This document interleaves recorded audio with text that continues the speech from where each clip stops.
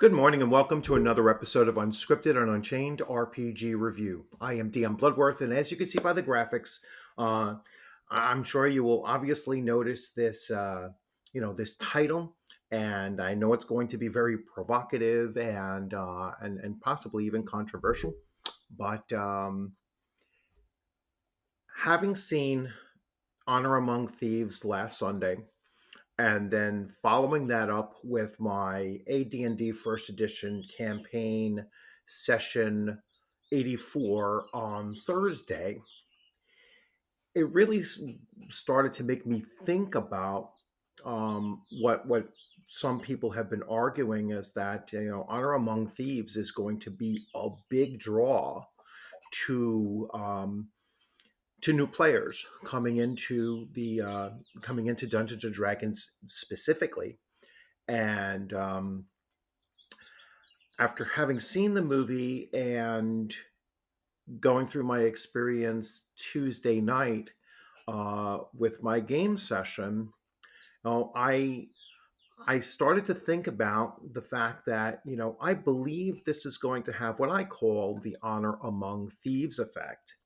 And not only is it not going to attract, certainly not huge numbers to the game, but I feel that any that do come to, or many that do come to the game, are not going to be retained. And that's because of the disconnect that I see between what the movie portrayed and what actually a game of Dungeons and Dragons looks like when you're playing it through. So this AoT effect is very similar to the Mercer effect in that it's going to raise the expectations of the experience you're going to have at the table, or perhaps not even raise the expectations, but create certain expectations that's going to happen at the game table based on what was viewed, whether it be on the stream or on this movie. So let me get into a little bit further detail and explain what I'm talking about here. So first of all, and didn't mean to bury this lead, I rate Honor Among Thieves at a 7.8 out of 10. I enjoyed the movie. I saw this one particular flaw, which is absolutely a flaw, that really cost it at least one full point of that, 10 out of 10 possibility. And then the rest were just little things here and there that kind of led to the overall 7.8. But let me, so I did enjoy the movie. It was an entertaining movie. It was not a movie that would translate well to the gaming experience, and that's the argument that I'm making here. So let me begin to lay it out for you. So in my Tuesday night game, I have 8 players, although two were not available for the session, so ran their characters as NPCs until they return. And during that session, my player character group, they they raided into a hill giant rare. I'm going to try to condense this, not make it too long. And over the course of the battle, and these were 3 separate combats, they fought and defeated 7 hill giants, 5 giant lizards, and 9 ogres. During the course of these 3 separate battles, the player characters had, they were just rolling really hot, and they were getting a lot of criticals, and but they were also rolling kind of cold in that they were rolling quite a few fumbles, right? So there was probably like 5 or 6 critical hits on their part, and 3 fumbles that they had also rolled. So it was really a balanced out, you know, session of highs and lows during their combat. Now, through all three combats, they had suffered seven, fairly decent injuries. So taking hit points, the druid ended up losing during the entire battle 19 hit points. So easily close to half her hit points, and although fortunately not all in one hit, so she didn't have to make a system shock save in order not to die instantly from that attack. That's an AD&D first edition rule. Um, the thief took 4 hit points of damage, which doesn't seem like a lot, but it was from his own fumble, and so he was blinded as well. So he picked up a critical fumble blinding effect. The paladin only took 2 points of damage from his fumble, but he nearly broke his attuned sword. All right, so it would have been disastrous if he didn't, if his weapon didn't make the proper saving throw. The the fighter magic user elf character received just 7 hit points of damage, but it was as the result of a critical fumble in which he had broken his jaw, and he would no longer be able to do components. And this is the same character who lost 4 fingers on his left hand in the previous session from a critical hit as well, um, on top of taking um, two hits, a total of 14 points of damage. And over the course of this one session, 5 out of 8 characters received injuries, and even critical injuries that would have a lasting effect to them. And so it got me thinking about Honor Among Thieves, where the characters, and this is a spoiler if you haven't seen the movie already, um, the characters go through the entire movie without getting a scratch. All right, even though they had multiple combats and everything, not a single scratch. And actually, the actor that played the paladin actually said, "Yeah, we had a D&D group that had no healers, not understanding that they had a paladin, a druid, and a bard, all of which can heal, but the movie did not include any need for healing until the very very last scene, and even that wasn't something that required healing. It required a resurrection ability.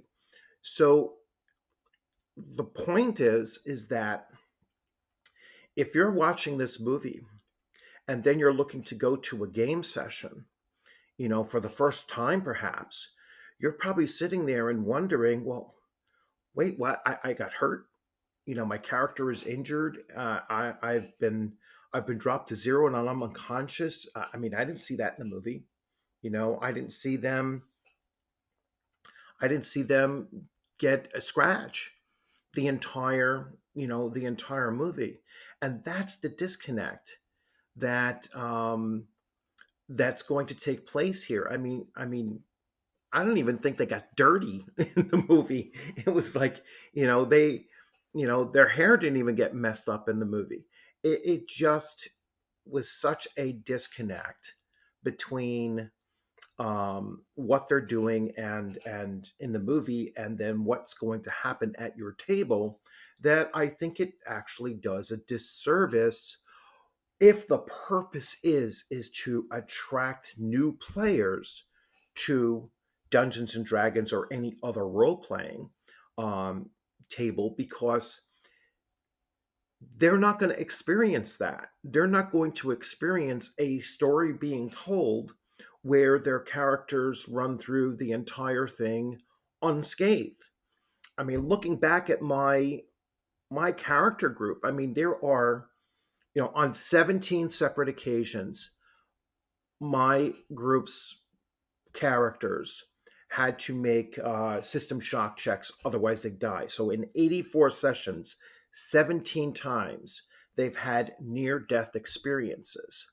Over 84 sessions, these player characters are walking around, some with permanent scars, all right, and debilitating injuries, all right, from a variety of different sources, from ice storm spells to black dragon breath to just an unfortunate cleaving of four fingers off of one hand, um, in a fight against, I kind of forget what took his fingers off. Probably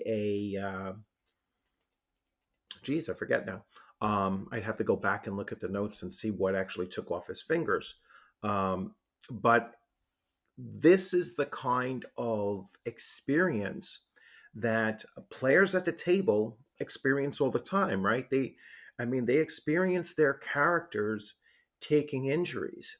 And if they're not, then that's a that's a game session that's not D&D.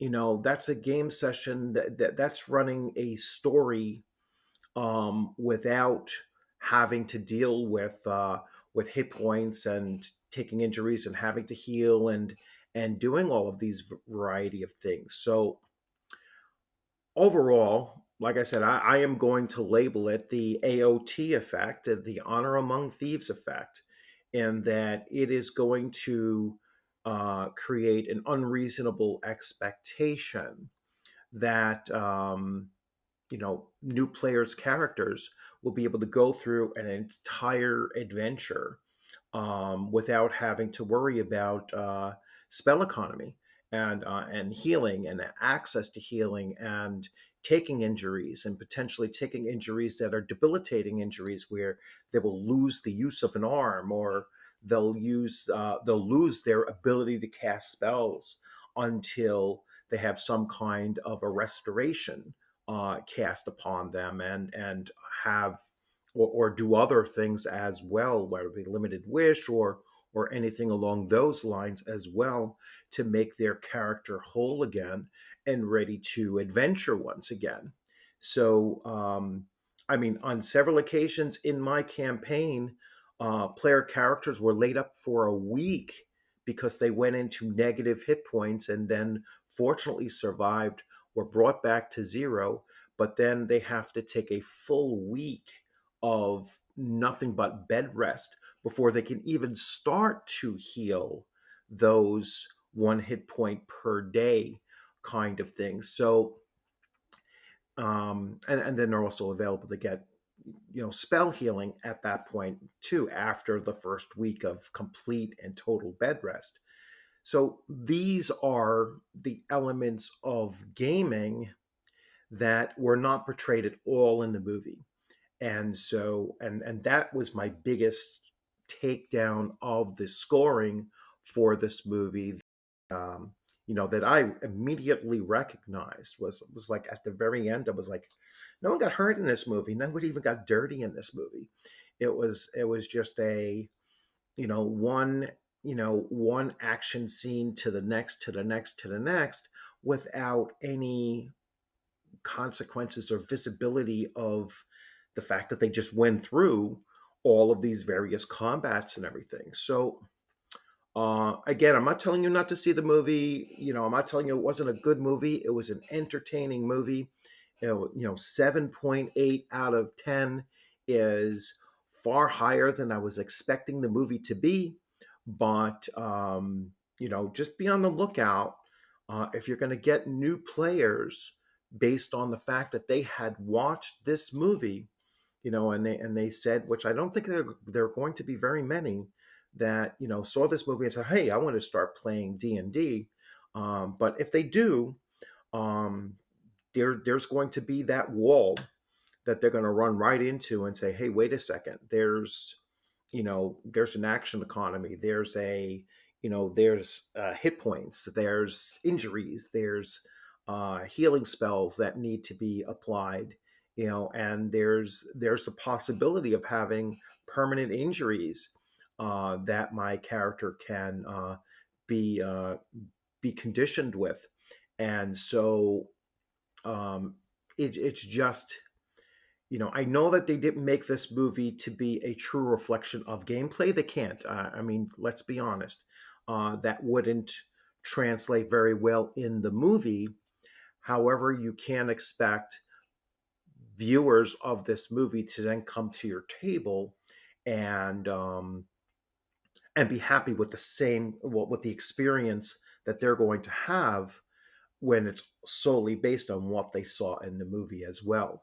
So again, that's just my 2 cents on it. That's just a, a clarification on how I rated this movie, and one of the major detractors of this movie that I've identified. And let me know in the comments if you kind of saw the same thing or thought about the same thing.